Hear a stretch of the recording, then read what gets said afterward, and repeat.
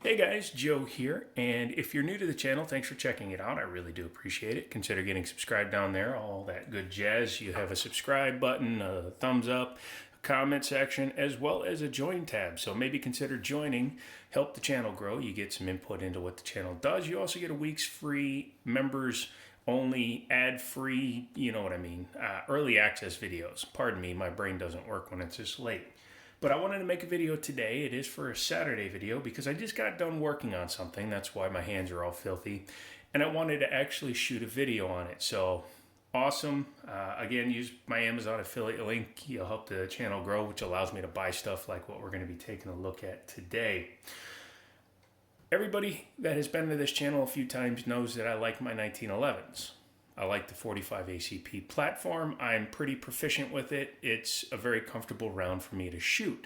That being said, I'm not afraid to bust out a 9mm.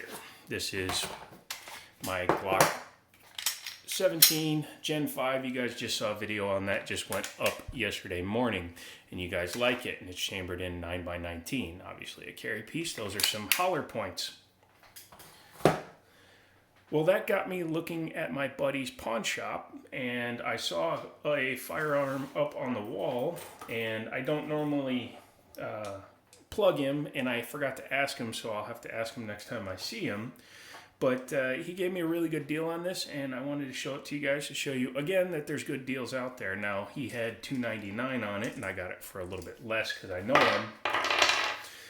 The sound of dropping bullets. But what that is this guy. It needs another wipe down because I just put some oil on the gun. So let's do a safety check really quick and we'll talk about that around here. Nothing in it. There you go. And for those of you that are not in the familiarized way, that's a dumb way to put it, but this is a Yugoslavian made Tokarev chambered in 7.62 by 25 Tokarev. This is the Yugo-Serbian version of the Russian TT-33. This came out a little bit after that. Obviously, the TT-30 came out, I believe it would have been 19 years after the 1911. Hopefully you guys can do the math. And then they came out with a version called the TT-33, and then there's a TT-33C, all that good stuff. However, during the times that these firearms were produced over there in the European bloc and with countries that were aligned with Soviet Russia at the time, they weren't importing them into the United States. Now, eventually, some of these got imported in as military surplus. However, the ones that got imported recently, as well as the new manufacturers, Zastavas, all have something that this firearm does not. Can you see what's missing? Here's a hint. It doesn't stop that or that or that. That's right. It has no external manual safety. Depending on what year the firearm is and when it was imported, and depending on where it comes from, because I believe the AK guy, Brandon Herrera, has one with the safety here at the front of the Hostess Zinger Star grip. This is the, they call it the Kami block grip, the Star grip. The Zastavas that came in later all have a big manual safety that's cut into this rear Hostess Zinger grip panel. I'm just going to keep calling it the Hostess Zinger. I like that. And then, of course, all the imported ones have an ugly import mark right here on this side of the slide with the new serial number.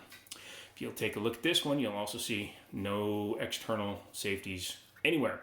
The M70, which came out later, has an external safety mounted up in here, the one that's chambered in 9mm. But nope, you'll see this gun has its numbers matching everything, barrel, slide, and the frame all match. And this is 66,912.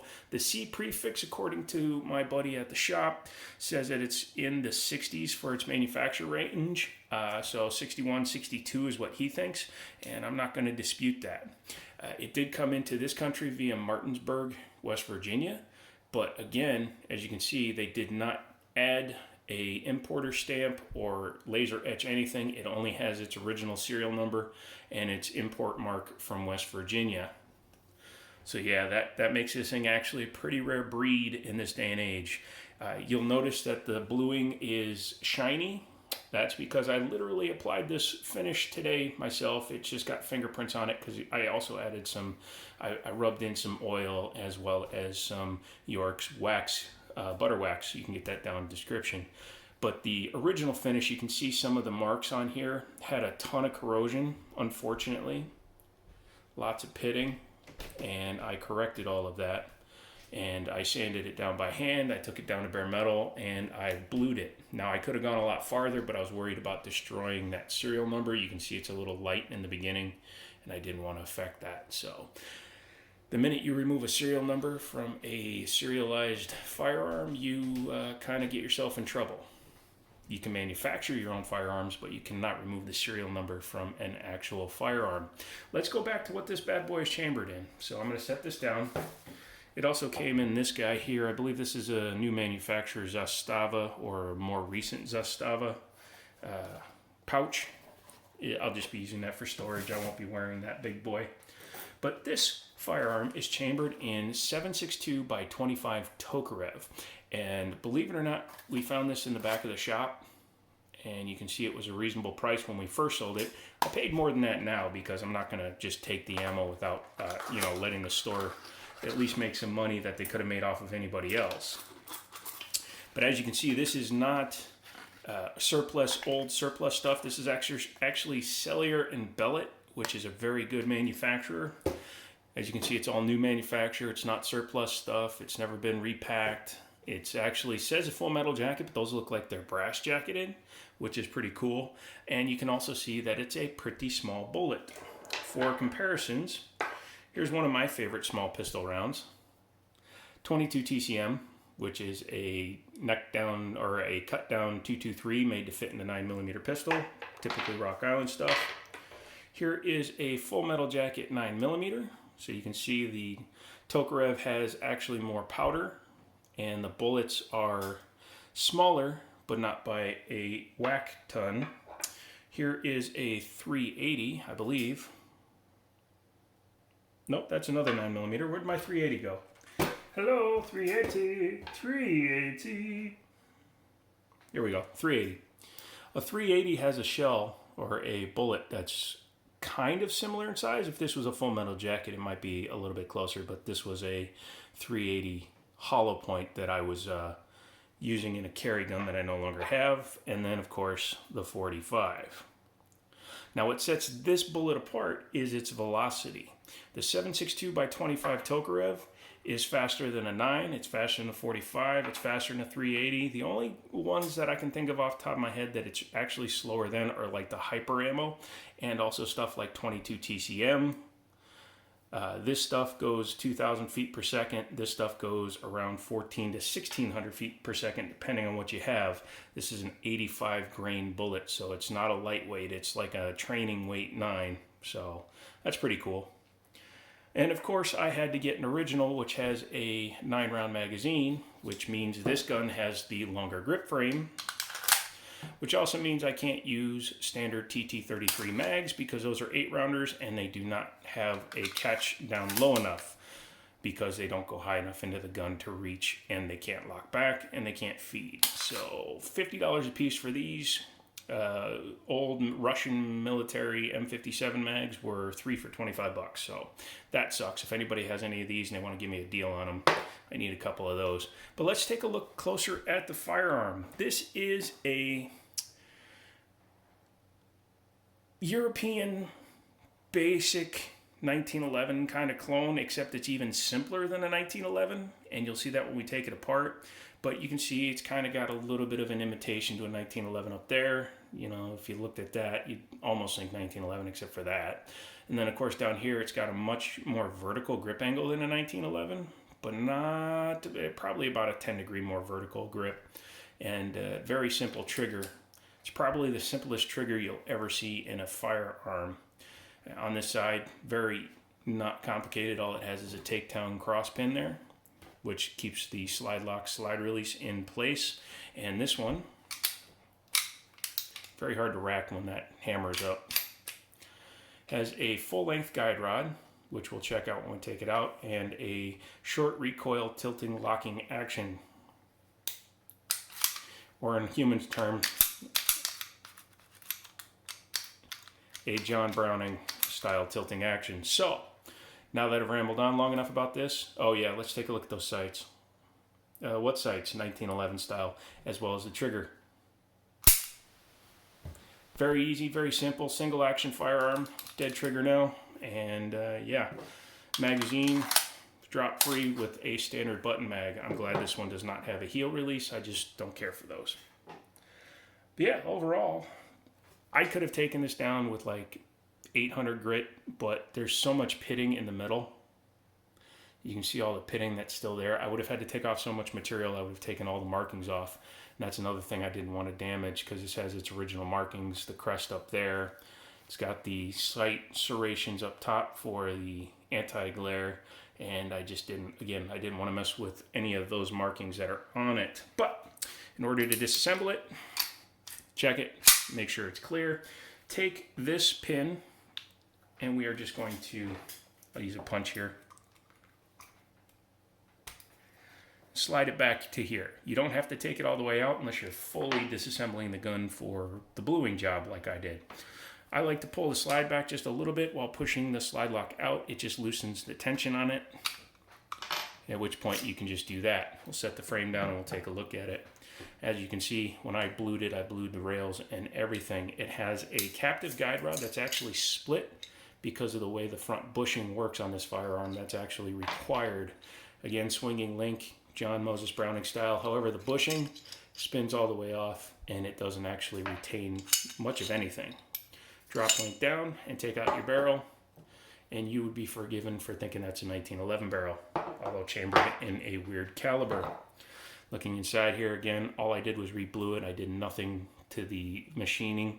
I did smooth out the rails with some sandpaper and a file, but nothing too drastic. Yeah, very simple. Let's take a look at the frame. One of the cool things about the frame is that this gun has a completely removable fire control group, much like a SIG 320. There's your hammer, your sear, everything is built into one on this little pack here, and then you can do that. We can go even further because it's so easy to take these apart. In order to disassemble one, you just take off the left side grip by flipping it upside down, and then there's a little swinging tab in there. You can kind of see it with the pictures you have there. I can barely see it, but I'm going to use some old scissors, and we just slide that over, and you can see that your grip panels come right off. Same thing on this side. Slide your panel up. Once you get this in the right position. Sorry, doing this on camera was not the plan, but I wanted to show you how easy it is to disassemble this firearm.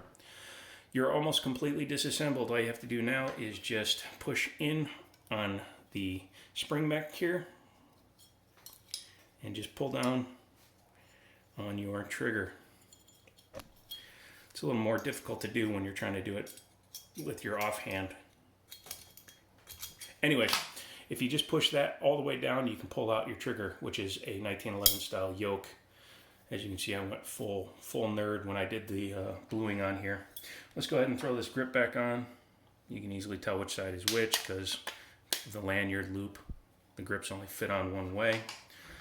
Take your tool. Again, I'm just using scissors because all that's necessary. Lock that grip into place. Take your other grip. Start up, slide down, and then you will flip the bar the other way.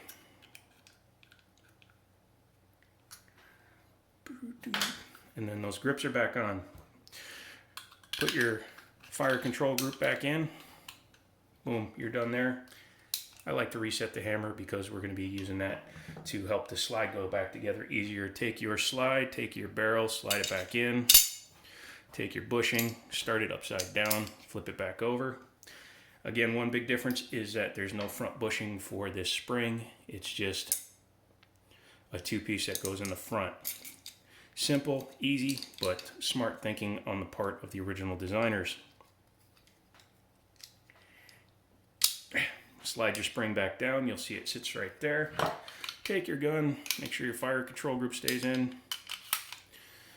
Bring your gun back together. Take your pin.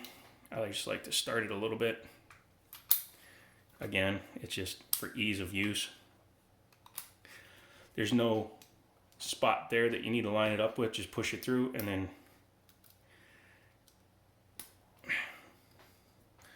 I like to use a little piece of whatever, in this case a cleaning brush, and do that. No magazine in this one, or no magazine disconnect, which again, some of the Zastava stuff or the new manufacturer stuff have them. But overall, that's it. I'm not going to put that in because it's got ammo in it. But that is a oily, I almost said Zastava again. This is a Yugoslavian M57 chambered in 7.62 by 25 Tokarev. Hopefully you enjoyed that. If you like stuff like that, contact Liberty Arms. They do get surplus stuff in from time to time. Not always, but they do. And when they do it for a reasonable price.